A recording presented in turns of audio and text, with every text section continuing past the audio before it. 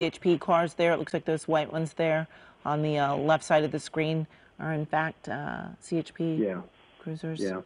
And we're just watching as These are, this driver is deciding whether or not to give up or continue on with this pursuit that has been going on for about an hour now. Again, this is a stolen car taken from Exposition Park about an hour ago.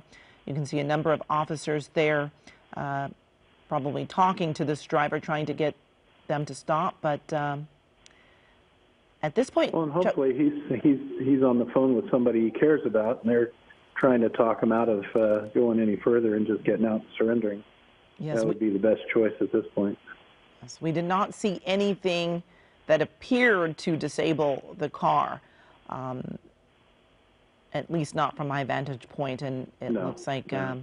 the driver has just stopped here.